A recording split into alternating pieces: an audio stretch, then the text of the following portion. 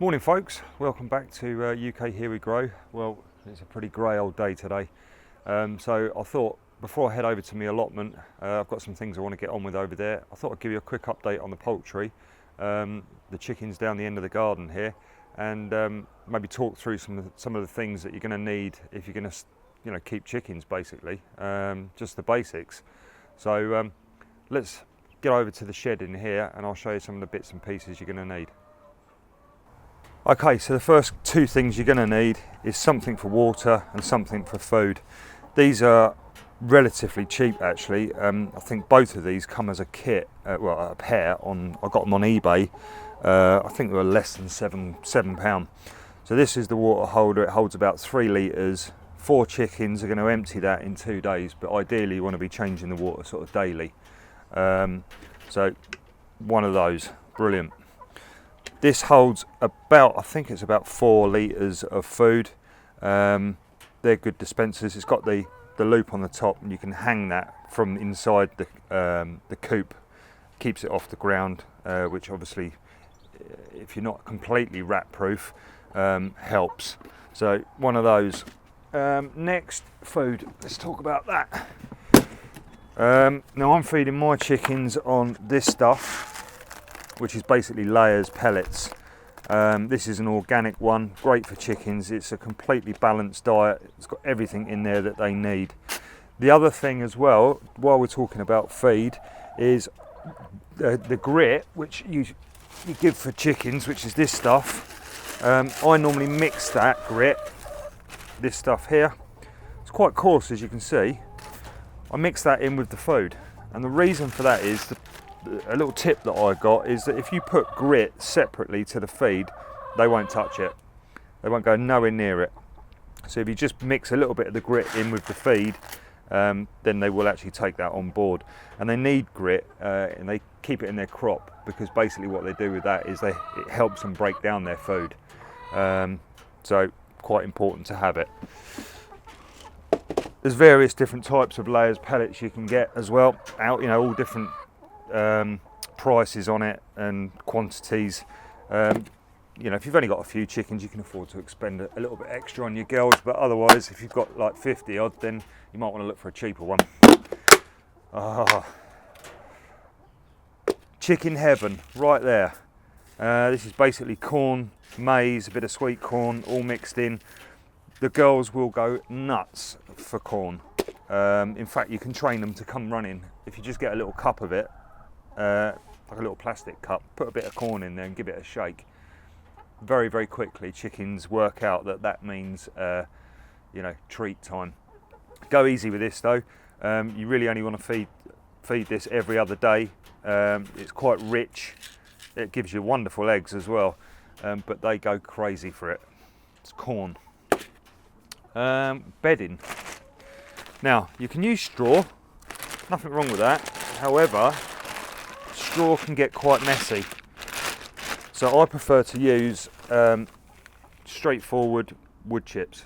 Okay, these wood chips, that you can buy them in any pet store, or if you go to your local equestrian centre, they will sell this by the bale, and that's the cheapest way of buying it. The good thing with wood chip is it's sterile.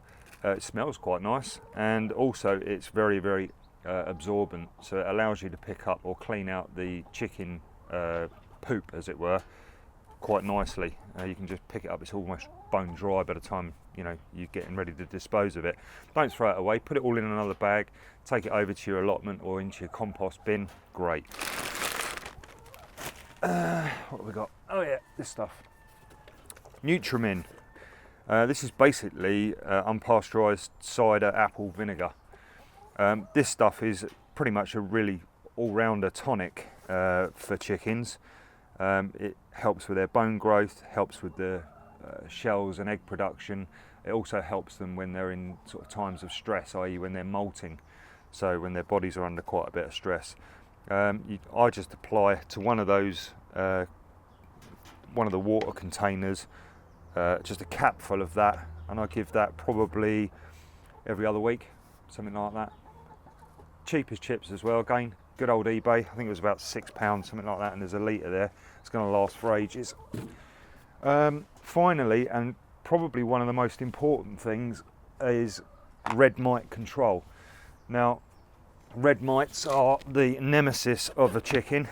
They live all in their coop at night and they can cause chickens some real problems. Now, I've opted for a completely safe method of dealing with those, and this stuff is called Diatomaceous Earth. It's basically crushed rock that is formed from diatoms, which are single-celled, sort of hard-shelled algae. Now, these little particles will basically shred any pest, and I mean any pest. So you can use this stuff around your greenhouse, around your plants. If you've got aphids, it will deal with them all. You can also, a little tip as well, is to mix 10% of this in with their chicken pellets, all right? Because it'll also deal with, will you lot be quiet? They're right here. It'll deal with any internal parasites as well, so any worms or anything like that. Basically what it does is it dries out the pest, and then it shreds it. But this stuff is great. It's quite expensive. It's absolutely super fine, as you can see, but it's absolutely safe. So no nasty chemicals in it. And what you need to do with that stuff is just make yourself a little applicator. And I've just got a little drink bottle like this. I've drilled some holes in the top, and as you can see, works a treat.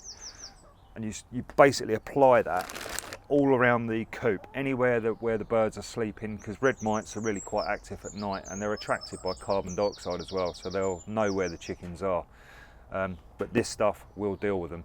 Use it frequently as well. So there you go, that's sort of like the basics.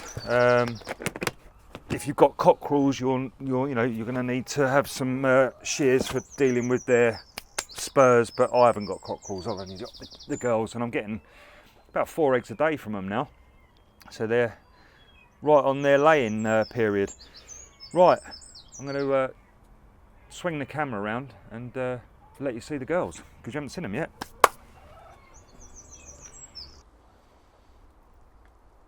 Okay folks, so the first one out, oh here they all come.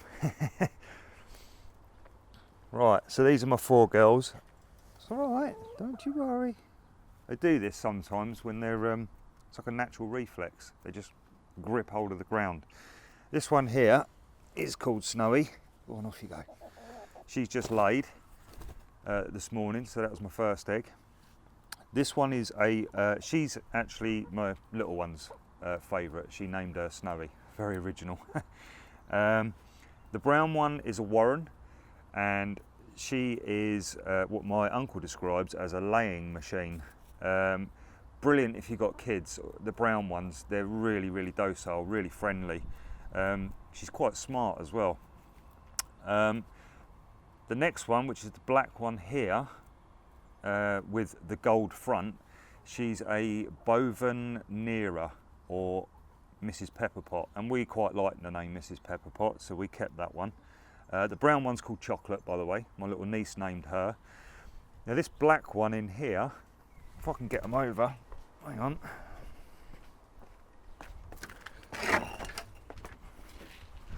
We'll use some of the trusty corn. And there they come.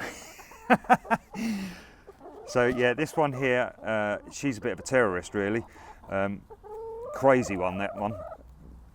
Quite a character. They've all got completely different characters as well. Dead funny to watch. But like I say, if you've got kids, go for the brown ones. You know, they don't mind being picked up at all. Really, really docile.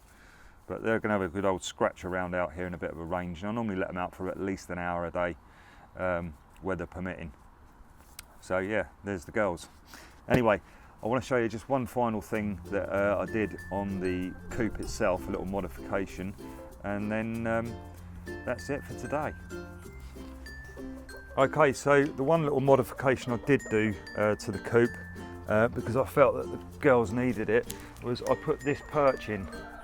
It's just literally a little bit of battening, 2x1 battening, and they absolutely love it. They get up on there first thing in the morning, catching the morning sun.